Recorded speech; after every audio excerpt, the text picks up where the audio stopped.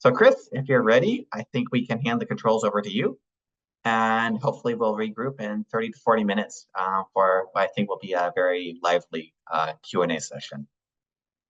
Well, thank you, Kyle, and thank you everyone for being here and making time today. It's great to see old friends and new friends alike and those I've yet to meet. I'm going to spend the next little bit walking through a paper that I was asked to write for the National Post-Secondary Education Cooperative. And here's you can see my screen. All right. And briefly, just some disclaimers before we begin. I was approached to write a paper for NPEC, and NPEC is the research and development arm for the National Center for Education Statistics. It makes recommendations to NCES and therefore IPEDS and other entities, but it's not, it doesn't require them to do anything. It's just more of a thought paper that they contract out on a range of topics. I did so for free as pro bono under a contract. And so just a note, the contents of what I'm going to share today are not a reflection of the Department of Education or any government, nor is it reflective of Illumina Foundation. I was able to do this as Chris Mullin, a separate entity. So those of you who see the paper and see like a Mullin work website on there, that's just my personal website. But it's not a Illumina paper, and it's not a U.S. Department of Education paper. It's just a Chris Mullin thought paper. So that being said, I do work and I have worked in this space for a number of years, worked on Gemini and a number of different areas where we've really tried to understand what short-term credentials are. I worked on things like the post-secondary industry certification funding list in Florida, Gemini at the national level, and any number of different efforts. And so there's been a lot of confusion.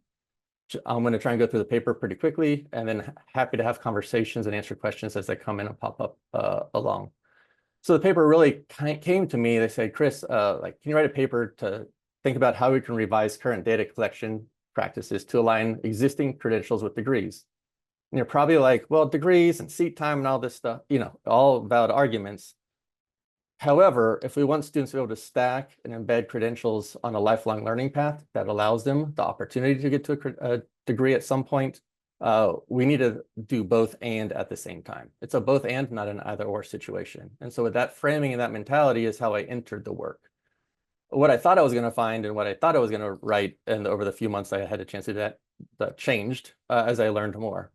And a lot of it started was like, how do we think about the credentials that have long been awarded by institutions of higher education and training providers, and new emergent credentials within some kind of framework that honors and validates the work that everybody's been doing. And so it's meant to be as inclusive as possible. And so that was my challenge I put to myself. The paper has 5 parts. I'll go through them right now real quickly. Each one is a little bit fascinating, but I'm not going to go every detail of the paper. As I started in my brain to actually put some limits on what I had to do, I thought about what is a credential? And really for me, I defined it for myself as a writ conferred by an entity. Could be a college, a university, a training provider, a community-based organization, industry, whoever, that reflects the culmination of a learning experience under its direction, right? Like I, as an entity, imparted some learning opportunity to somebody. At the completion of that learning opportunity, that person was conferred a written document. So that's the how I put my head around it, which, as we'll talk about, leads to some challenges because that's not always the case. So first I wanted to go back and say, like, what post-secondary credentials are collected by NCS? Like, why do we even collect bachelor's degrees, and when did we start? Because because every credential has an origin story. It's like the Marvel universe, it's like we've got Wolverine and all the different characters here, and every one of them has champions that were part of their creation and reasons that they're sustained. And so trying to understand the experiences and history of credentials is really important to the effort. So I went back and looked and saw, and what I found was, like, it's been a very messy history. First of all, the first time the U.S. Department of Education, and this first section just focused on the Department of Education, systemically collected data about post-secondary awards, is what they called it at the time, was in 1947-48. Now we have data going back to the second Commissioner's Report of Education in 1873, following the 1870 census. And there are reports over time, but the first time that it was independently collected for the sake of collecting it and not as an appendix to some other study was in 47-48. And at that time, we had first level, you'll see here, like first level degrees, right, which are bachelor's and what they call first professional. second level degrees, which are masters and second advanced professional, they called them, and then doctorates. And so on the top rows, you see kind of like each dot is a year that this new credential was collected in the basically by NCS and its predecessors. As you start to see these changes in bachelor's degree and first professionals are things like they normally take 6 years, and they're like medicine and some other fields. And you see them split off actually in about 2009-10 to become very different things. You actually see an intermediate degree in there between a master's and doctorate. That is actually for students as first in 1970-71 was a fill in the blank field for people who didn't complete their doctorate, or otherwise known as ABD. They started awarding them intermediate degrees or certificates. So that was kind of the name they had for them. And that occurred for a little while, and then those actually turned into graduate certificates. And at the bottom, we have certificates. We're going to get a little bit more into this. But there's an organized occupational curriculum that started in 1955, 56 in national data collection efforts, even though we know that they were awarded long before that. And they acknowledge it in the historical record. All these dots and circles come from the instructions included in federal surveys sent out to colleges and universities across the country. So that's my data source. We found all of them going back forever. Thank you, University of Michigan, and other data places that hold on to this, and Eric and other places that hold the historical record for people like me to do this work. And so you see over time, there's changes. And really around the certificates and diplomas, you see anything from 1 to 2 years or 2 to 4 years started to be collected in 1965, 66. There were some missing years right here. That's what those equal signs are. And it went on for quite some time until the middle of the 1980s. And what we've learned at that time is that parallel to what was Hedges and the data collection work was some other efforts around vocational education. And they had a very hard time collecting data. It was really bad. So bad they gave it to the Department of Ed to try and do better. The Department of Ed tried to collect the data in the early 1980s, and it didn't work. And so there's this coming together of saying, okay, well, we need to integrate, which is where the I and IPEDs come from, not only Hedges, which was all the data about colleges and universities, but we also want to integrate data from the vocational education data system, which is your career tech ed programs, and what they call the survey of non-collegiate post-secondary institutions, which are your small trade schools, the flight schools, the barber schools, and stuff like that in your communities. And that's where, for the first time, we have certificates of less than 1 year when IPEDS was created, because what they wanted to do was include data from those partners as well, your ETPLs and others. Over time, we've seen that necessarily hasn't been the case. You know, what's interesting is kind of the criteria that was used over time, and it's changed. So in 55, 56, to be counted as a certificate, you had to meet these 4 criteria. One, you had to be a high school graduate to be admitted. It had to go to immediate employment. It had to be at least 1, but less than 4 years. And they had a time thing on there. And the curriculum leads to, which is the favorite phrase I'll use all day long, another formal award. So it had to meet all 4 of those in order for an institution to be able to report it. And then these criteria changed in the early 1980s, were much more expansive, and then they're tightened again. So they've kind of flexed and gone back and forth. So I know there's a lot of work in the space about credentials of value and what do we count, but it's really interesting to see, and I talk about the paper, like what were some of the criteria over time. That's the Department of Ed. So again, long history, credentials change, the length of credentials change. You know, post-baccalaureate, postmaster's certificates had to be 30 credit hours and then 12, and now they don't have to be any particular length. And so you see these constant changes of what are required in order to count them in our federal data systems. The point being, it's never been consistent over time. Then I said, okay, great. Knowing what's happening in education, what's happening across other federal entities, right? Because education is not the only place that students earn credentials.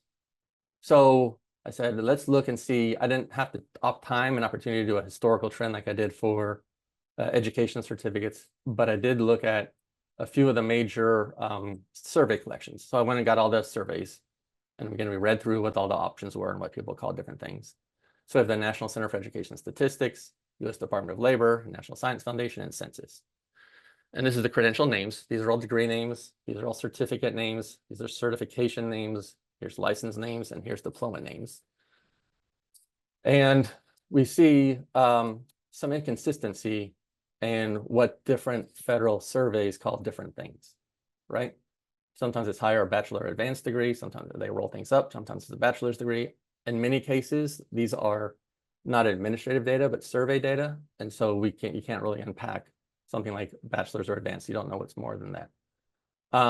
But we see some differences. If we take out the jobs to jobs and the QWI, it's a little bit closer with degrees. It's not that much, except for the occupational or R survey breaks associate down to vocational.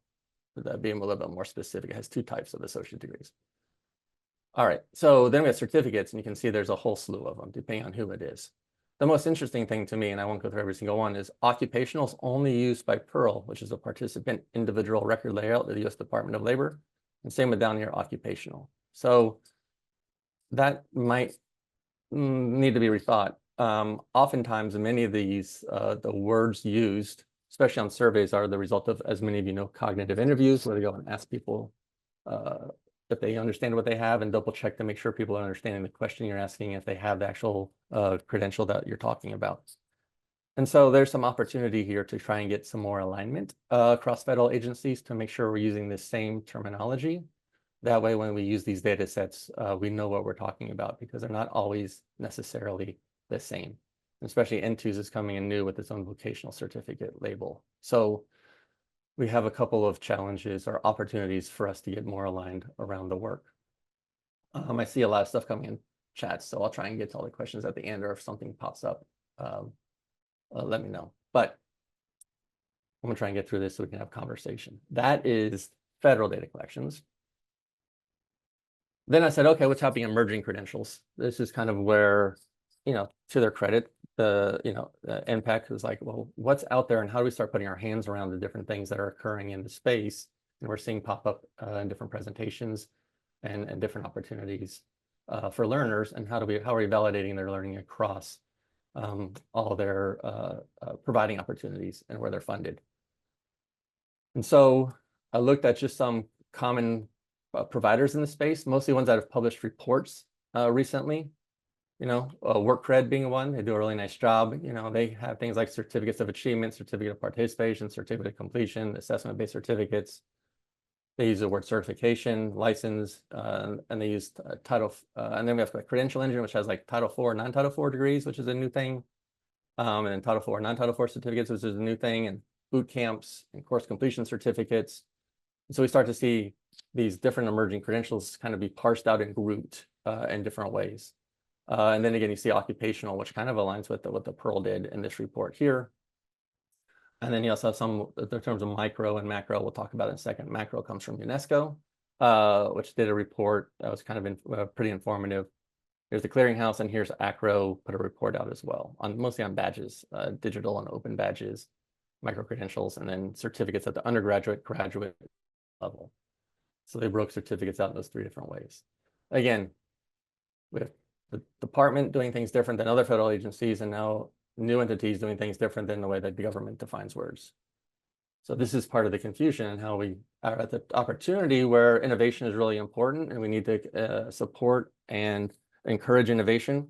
But at some point, I wonder, when can innovation kind of pull together and we set a new foundation to innovate from, right? And I think at this point, there's an opportunity to think about, how do we come together on a common vocabulary so we can actually study and understand these credentials of value, and actually help students and learners earn them to ensure that they reap the benefits that they provide.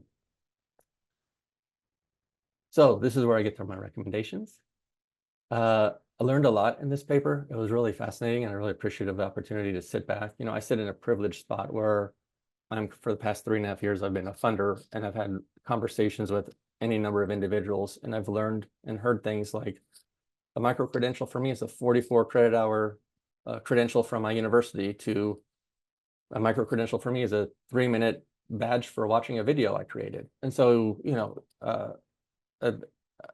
I feel really fortunate to be able to sit in different rooms. And again, the intent of what I'm going to present here is, how do we come together to move forward and honor and validate the work that everybody has done at the same time? It's a both and rather than an and or. So here's my way I think that we can do that. One is this is NCES specific.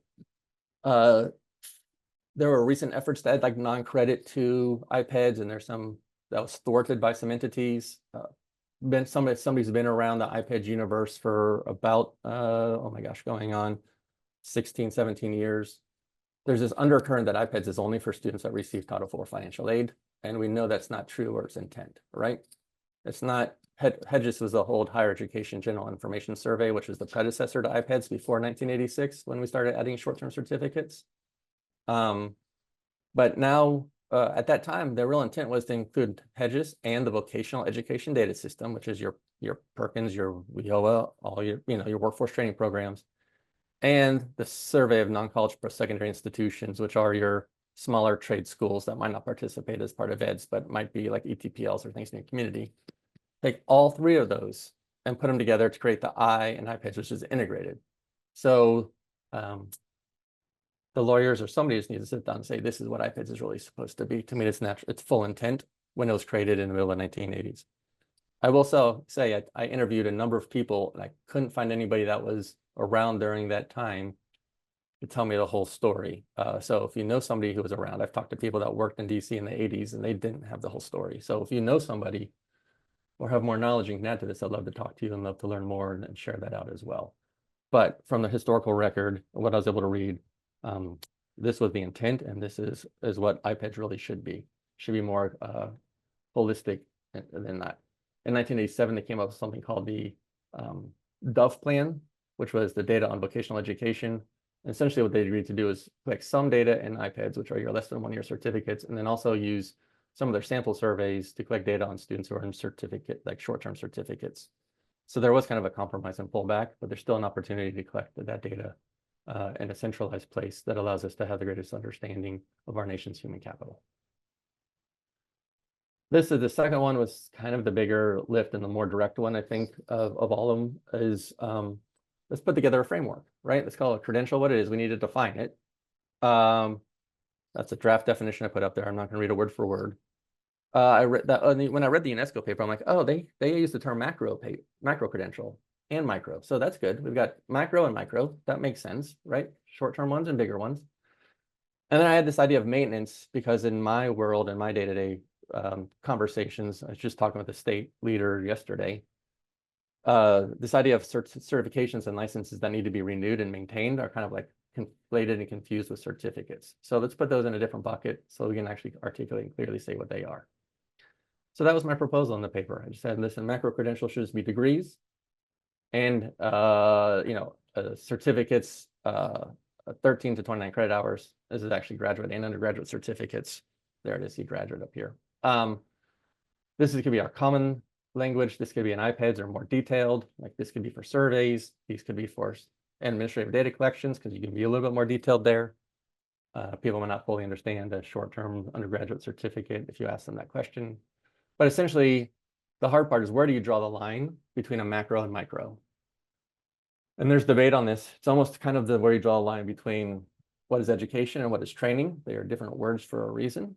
And it's very hard, and it's a point of contention. And I've had great conversations with friends over a number of years about this. And at some point, for purposes of the discussion, I drew a line at 12 credit hours. In part, going back to those 4 criteria I showed you earlier, I said it had to be at least a year. I think that's too long. But it's also the case right now that you can award a certificate if it's only 3 credit hours long. There is no floor on the 1 to 9 credit hours. So it has been the case in this particular area where institutions were awarding certificates after 1 3 credit hour class.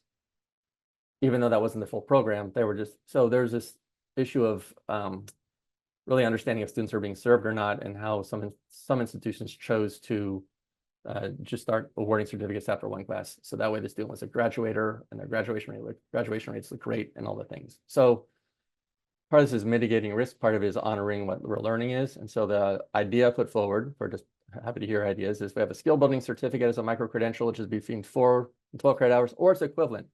Competency-based education, fully for mastery, all the things that go with it. Any possible way that you can, have an equivalent. Again, the idea of equivalencies are important if we care about students having the opportunity to stack and put their learnings together to create some kind of story over the long run. Entering into a work job that requires 200 contact hours perfectly important and great. That person might want to go on to earn something else. And what we want to try and do is make sure we build a system and a structure that allows them to continue moving forward, should they choose to do so in the future. This is why it has to be a both and. Right now, there's a lot of and or. It's like, oh, well, we just do it differently and we award a credential. Well, the student can't take that back. And we're creating barriers and structural barriers for students to continue their education and be successful. So the intent here is to not anchor things only in credit hours. Again, this is for the Department of Ed. That's what they use. But to really anchor the conversation and things that are known, and equivalencies through ACE's work, any type of work are made and allow students to continue.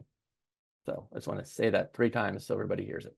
And then anything less than 3 credit hours in length or equivalent can count. Those things would include things like continuing education units. I wrote a whole part of that in the paper. I'm not going to go into that right now. Course completion certificates, badges, whatever the case may be. I think we just call them a badge. That's just my proposal. That's it. And then we have licenses and certifications for maintenance credentials. I think adopting this type of framework and taxonomy will really help institutions report more clearly and help us collectively better understand what's going on. Appreciate about letting the data lead to our create. I'm trying to treat comments at the same time. Isabel, come right back to you. All right. So the third part, and this ties into the work I work with, is like there's going back to that one chart with all the different names everywhere, right? So like how can we work towards common terminology or something that allows the agencies to understand what's happening? And so this is what that's really the intent of this particular one, is like, can we maybe just use professional certification rather than occupational? I realize that's probably written in law and statute and regulations somewhere and that require a regulation change. Some of these aren't overnight, but they're just at least teasers for us to know about what's happening and start the foundation for a dialogue, to have a common understanding of what are essentially the same things, but people who aren't in our world don't understand and get very confused very quickly. I've learned anything over my past 3 years of answering phone calls about short-term credentials at Lumina. It's that people get confused around this stuff very quickly, and it's very hard for us to talk about them sometimes. So can we find some way to use common language moving together?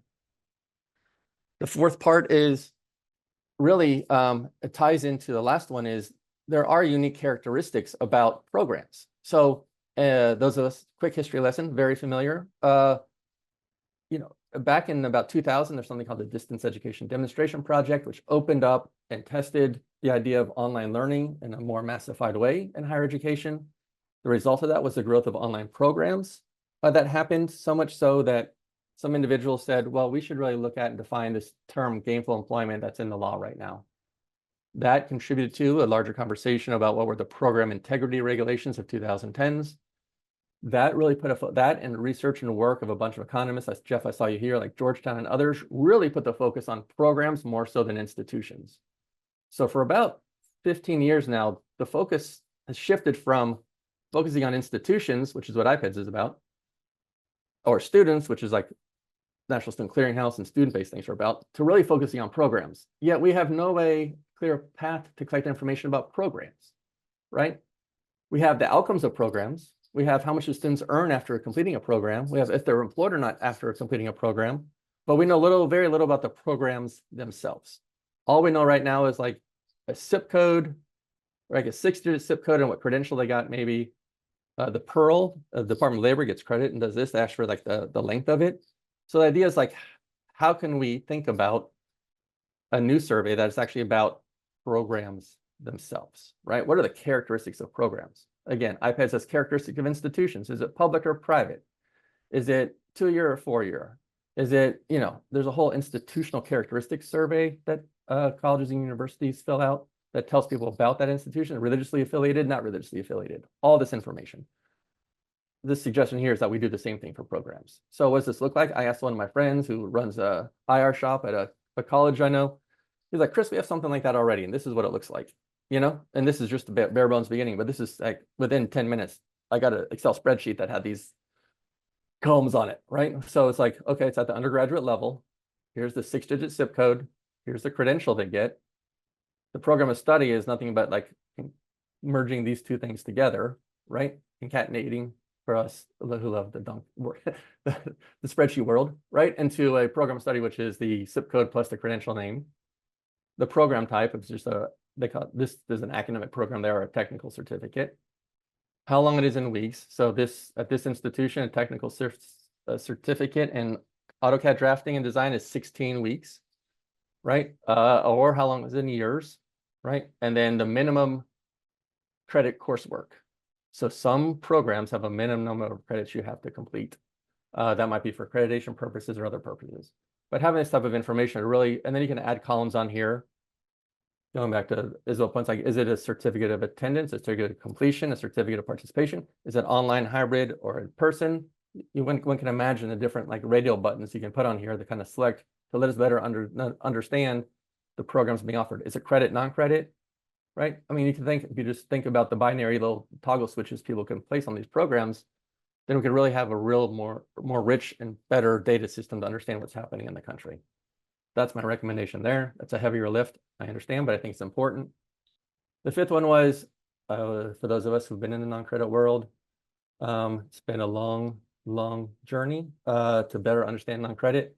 I'm as bad of a culprit in this world as anybody. I helped Andrea Sykes in 2012 write a paper, an impact paper, and I've been, like you, I'm part of TRPs and conversations.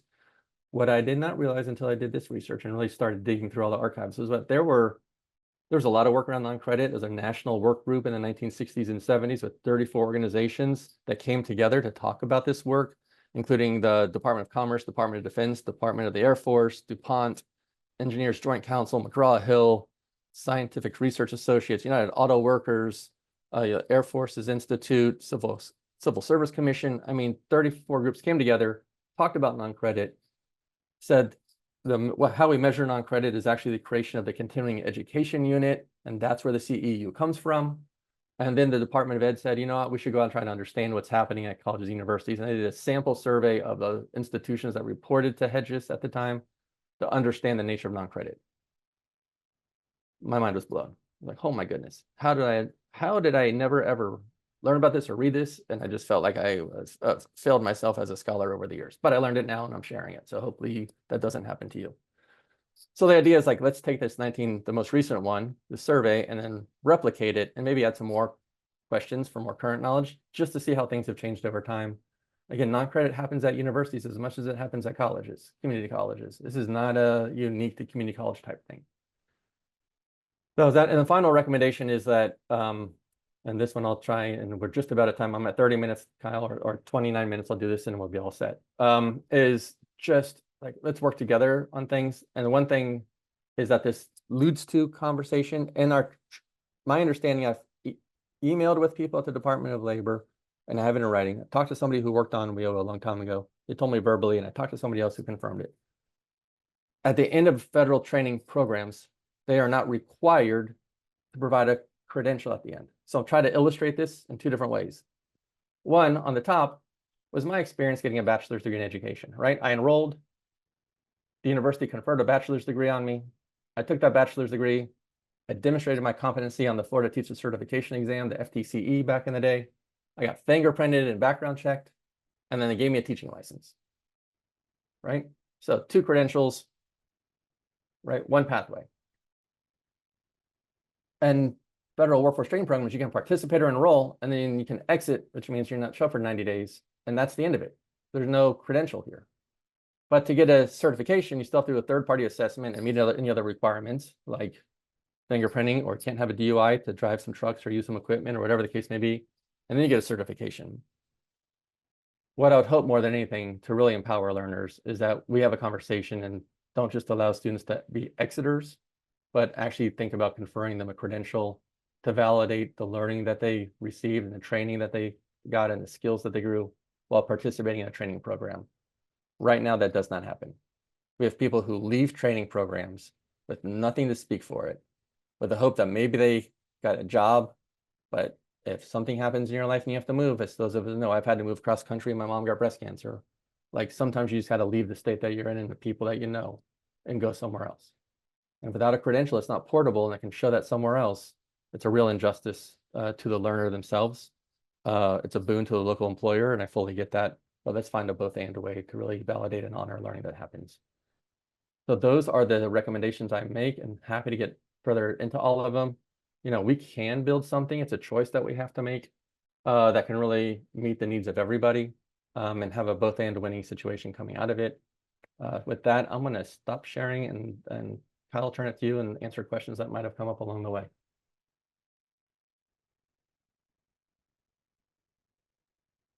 All right. Thanks so much, Chris. I saw there most of the chat so far has been focused on introducing themselves, which has been great to see. Isabel, you raised kind of a question about how are we going about how, if I understand, I'll invite you to kind of speak a little bit more, Isabel, about how would we let the data lead us to create a dividing line for categories? Yeah, I just want to start, Chris. Always enjoy talking with you about this. It's, I really enjoyed reading this and now hearing you talk about it today. We think a lot about this too at WorkCred. And, as we're thinking about, I mean, at least with a credit hour model, which is certainly, I think an approach that makes sense given, that this is sort of the iPads based. I know you sort of proposed this dividing line between macro and micro credentials. If you take that framework, I mean,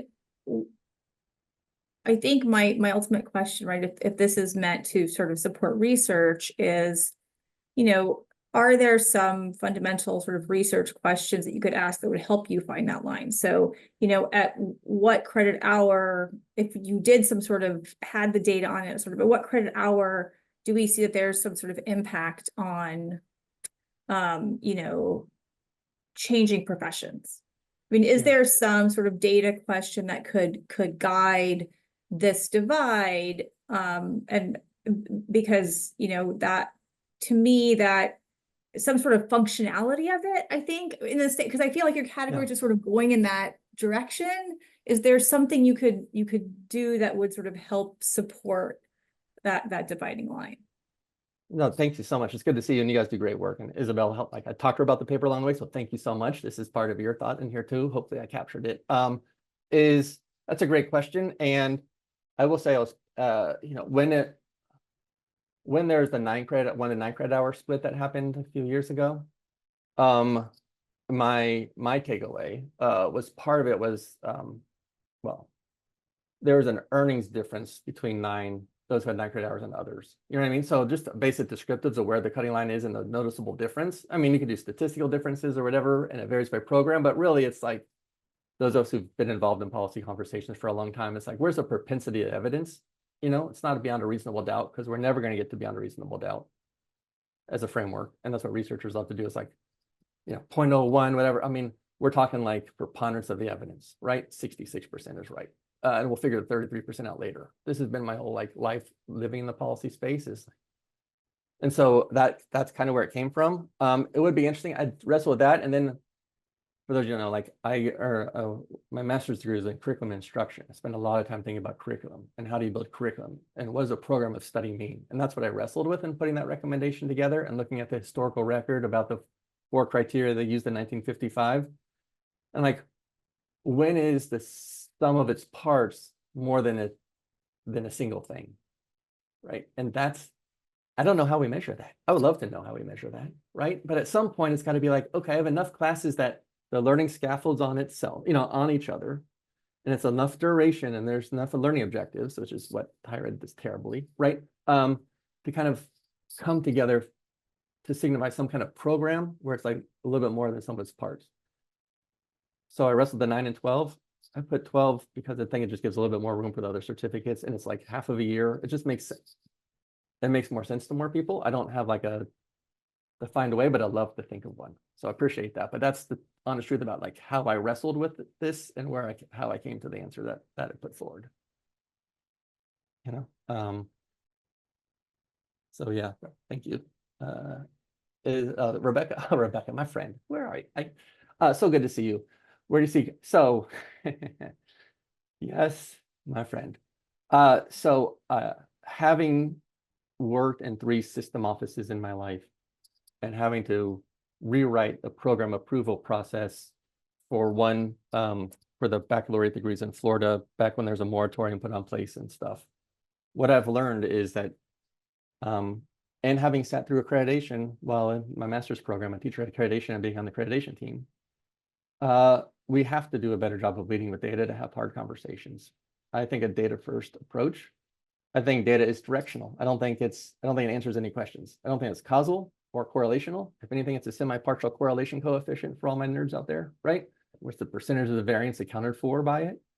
So I think, but I think in my experience, entering conversations without data and information first, we fall back on this is the way we used to do it. And so I think that there's a role to be played. That's why actually the program characteristic survey is really like, if we had that, we can have much more honest conversations about programs and better understand programs and which ones are alike and which ones are different and why do we have outcomes. So I think accrediting agencies have the potential to have a really, really large role to play in all this work. They're probably the only ones that can do anything because there's incentives why institutions won't change. And I fully agree with them and I understand them. And there's incentives. State agencies only have certain level of control. So I think accreditors are really aware this is going to make a difference, in my opinion, as I know right now. Thanks for the question, my friend. Casey, oh my, hey. You want to read your question? Or you want me to look at it? What do you want me to do? I'm happy to read. As somebody who is responsible for helping faculty and academic administration determine when to create a new program or when to discontinue existing programs, one of the things we always struggle with is how we use data to inform those decisions, because we should always be using data-informed decisions. So I'm just curious as to how your framework, if we had a larger coordinated data collection effort, how could the data be used to help inform these decisions at the college level? Yeah, for sure. And like program design is so much fun, right? So like so if a program starts to lose enrollment, you can graft it in and change it into a concentration within a larger program that's aligned. I'll say something kind of controversial. I think most bachelor's degrees that are applied at community college are really administrative management degrees with like 15 credit hours in nursing or 15 credit hours in something that's specialized. But by and large, you're talking about HR, you're talking about like some finance, understanding finances and stuff like that. So I think part of it is you have to just look and follow the trend data and actually follow over time what's happening. That doesn't often happen, and bring that to bear and say, listen, do you know, this actually happened to me once. Do you actually know that your program is enrolling 2 students and has been enrolling 2 students for 4 years? And the president I talked to did not know that. Nobody ever shared that with the president, which is the earlier answer about like why an outside entity has to bring this information to bear in some ways. Because that's about ending programs. Starting programs, you know, it's outside of the scope of what I talked about here, but if we had a program inventory and we can match that with, and this is work I did with CREC, if Allison's on the line, and people at the Projection Central and C2ER is with recently an LMI shop, is if they can create occupational projections for the service areas that you're serving, like WIBs, right? And if that happens in 12 states and you match up the WIBs, what the WIBs are offering and what the employment projections are for those WIBs, again, first point of conversation, there are not going to be any jobs in this area. We need to run this program down. So it's really about talking with your local labor market institute and really bridging that divide beyond just like earnings outcomes. I think where earnings outcomes are totally important. The next phase is really about programmatic stuff between LMIs and institutions. Michelle, who's not is part of this, is written on this too, and other people have too, but I think that's really important. Let's see, thanks.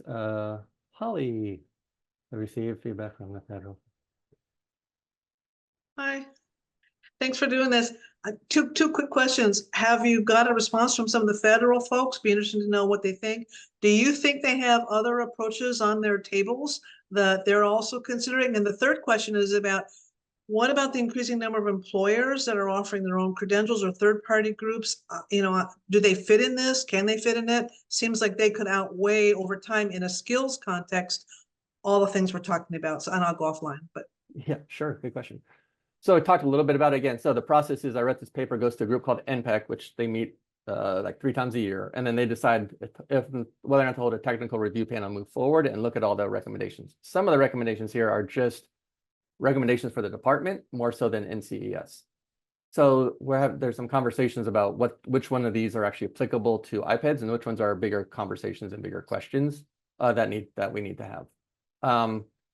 In terms of employers, my experience to date has been that third-party providers do not share data in a way that's accessible or public. As a result, we can't count it.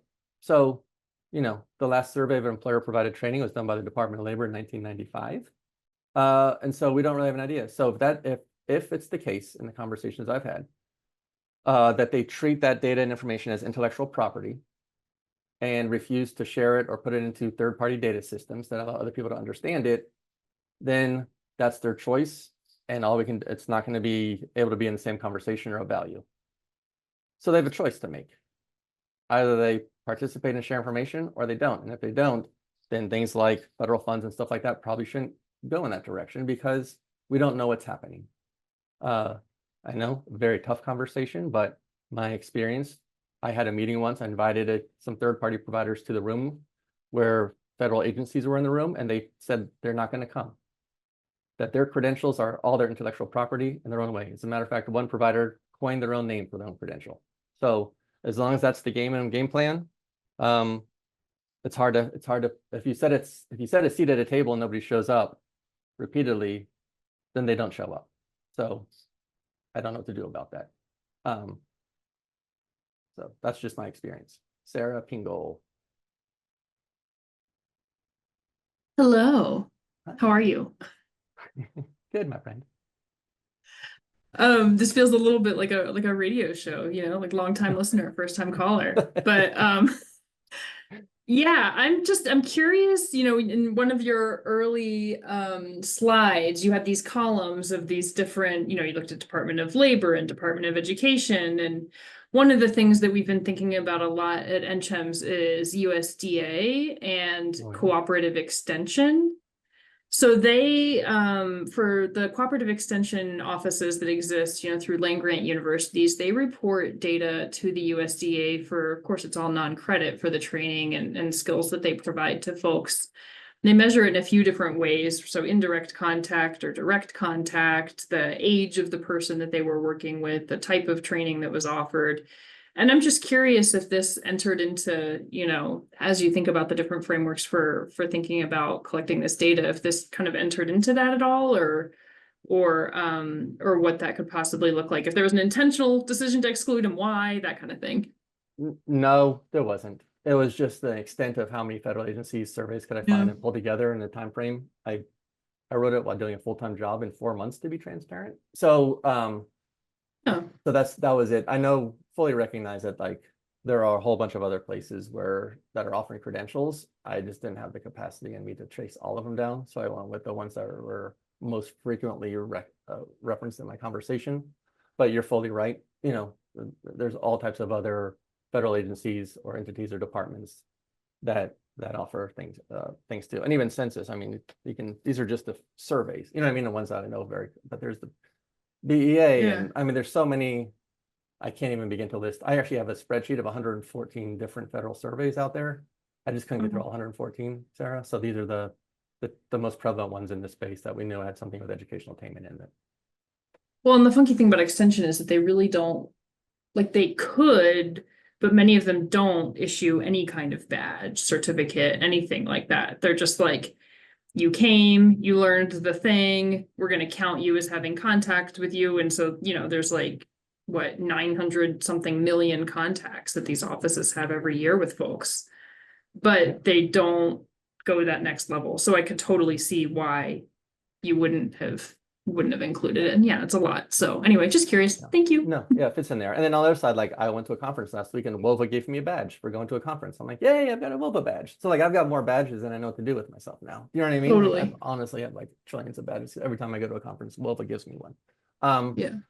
So it gets really hard to understand because it is such a dynamic marketplace. But good point. Yeah, no, it was omission just by timing and not so much by anything else. The CREC did do some work for us where we looked at all the different federal surveys and which ones have educational attainment. So I focused on those from the spreadsheet I had. Because some surveys out there like don't have educational attainment in it. You know what I mean? So it wouldn't make sense. It wouldn't make sense to Yeah. review those. But Yeah, They're- well, if you they're- decide to they're- go down that path, we've pulled a lot of this data and cleaned it and stuff, so don't start over again. that sounds awesome. I'll reach out to you. 'Cause Cool. I do want to learn about those too. Julie Johnson. Hi there. This is all really fantastic. And so, yes, the question is, the designation is great. Really love macro versus micro and how to think about them. But just because, right, I'm in a lot of spaces where everyone is just trying to say, how do we try to speak the same language? Or even when we're speaking the same language, how do we try to make sure that we actually mean the same thing? Yep. And so, yeah, so would love to hear, like, your recommendations are really stellar, but like, what do you think is needed to get to that point? Like, where's it going to come from? Where's the tipping point going to come from? And just like looking into the future, what do you know, how long do you think it will take? Yeah. So somebody had like, who's going to make the decision, right? I mean, that's the ultimate question. And so the question is like, who has the authority to make the decision? So in this case, I center this work around helping federal agencies make the decision. And so that's the tipping point, and who would ultimately, back to Holly's question, like they're the ones who get to decide how things are categorized. That's not to say that private entities can't come together too and do the work. I tend towards federal agencies because they have less self-interest than all the other providers, right? So sometimes you sit in rooms and people are like, oh, you have to count my thing. And it's about acknowledging their contribution to the space, which is really important, and I agree, right? But I've sat in one room and somebody's like, yeah, so a micro-credential has to be this small of a thing. And I'm like, okay, that's what this room of people say. That makes sense. Like I said, I get up and I go to another meeting, like, for me, a micro-credential is 44 credit hours. You know what I mean? So who decide, like, so the question is like, who's the right authority to make the decision, right? And then how does it tie back? And also oftentimes it ties back to money, right? So that's great. You know what I mean? That's really important. On the private sector side, there's tons of skills frameworks. We've had ONET for forever. It's not perfect, and none of them are perfect. So all of them are trying to get to the beyond a reasonable doubt rather than the preponderance of the evidence, the civil versus criminal. You worked in policy with me, you know the space, right? It's like, so, I don't think that everybody's going to wake up one day like a bunch of, Cindy Lou Who's from the Grinch and come together and hold hands and sing around the campfire and come together. But I think what we can have is common conversations. And I think federal agencies who have the authority and responsibility to create some kind of framework can do something that would reach the largest number of people the most quickly. My aspiration, my hope, and my greatest dream is that private companies call and say, we want to sit at the table and actually not treat our credential information as intellectual property. We want to have an honest broker conversation, and we want to talk about how we can fit all these things together for the betterment of learners, my company, and the country. That's my greatest hope, and I'm open to that any day of the week. Yeah, like third Matt party. has hand up. Oh, you're muted, Matt. You're muted. Oh, hey, Chris. Yeah, I really enjoyed the presentation, and I think one thing that I noticed when we were doing our work in graduate education was, in some ways, it felt like we were trying to standardize and define something that was ultimately not interested in being standardized or defined. And by that, I mean, it seemed like a lot of folks were using this as a kind of outlet for experimentation, and as a way to escape some of the standardization and limits that they felt were imposed by degrees. So I was wondering how this framework could account for some of that challenge and flexibility and still allow space for innovation and new and emerging models that may come up that we haven't envisioned yet, but maybe coming down the line. Yes, I thanks for the question. Good to see you, Matthew. So I think this gets to, is it mostly in that education space right now, is it credit or non-credit? Non-credit, a president can start a program with a strike of a pen as long as they want it to be, right? I mean, I spent my whole life working with presidents, 15 years of working with presidents and chancellors and stuff. So that's where all the innovation happens. In an idealized world, you start something on the non-credit side, you build it up and it really creates demand, and you can move it to the credit side. Like, this is how the thinking was before the micro-credentials kind of conversation happened, from the conversations that I've experienced when I worked at the American Association of Community Colleges with all the presidents and stuff like that, right? Was this idea of like, that's our incubator and then we'll move it over to credit over time. We're not really seeing a lot of that happening, you know? So I don't think in any way a framework like this inhibits innovation. If somebody wants to put together a learning opportunity for people to learn about how to use R, right? And they want to offer it through their university and it takes them 20 contact hours, great, do that. We'll just call it a badge according to the framework. Give them a badge. So in no way, shape, or form does a typology framework limit it. When we get to like that program characteristic and what is this and what is, that's where that comes in for me. But if you want to offer something and innovate, then go offer and innovate. Higher education is a market-based economy. You know, it was built that way. That's why we have federal student aid, to give students the choice to attend public or private institutions of their choice. I'd like to jump in with another question, actually, about the concept of maintenance credentials.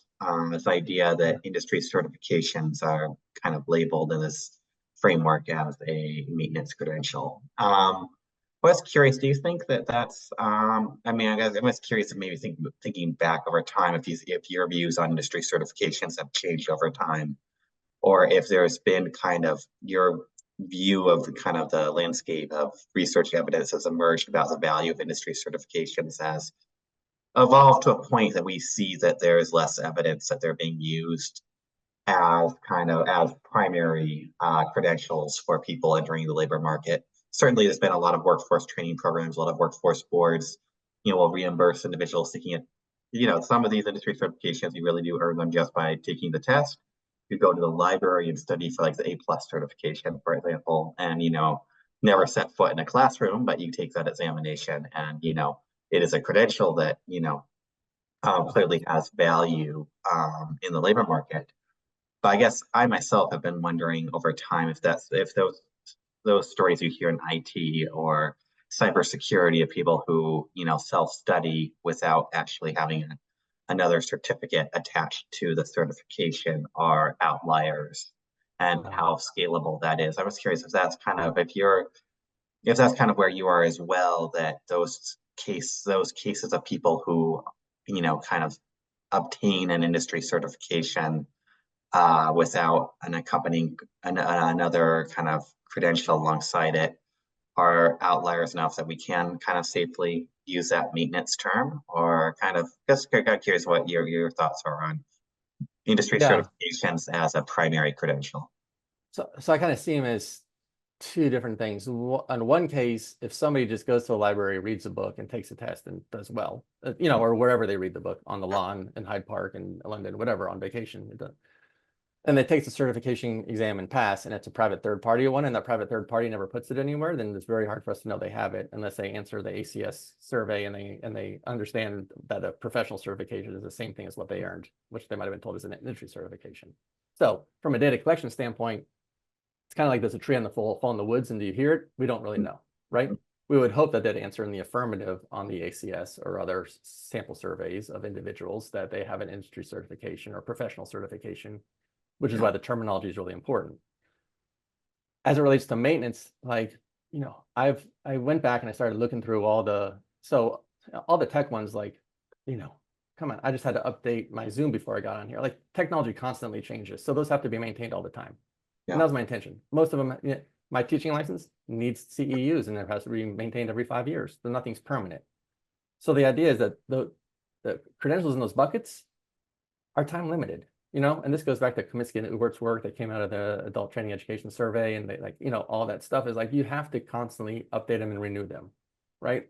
Which means oftentimes they come after some other kind of learning, which is why in Stronger Nation we deduplicate them and have all this stuff, because oftentimes they're not all by themselves. But it did make me go back, Kyle, to the post-second, again, I just know it well because I worked in the government in Florida in 2 agencies, the post-secondary industry certification funding list.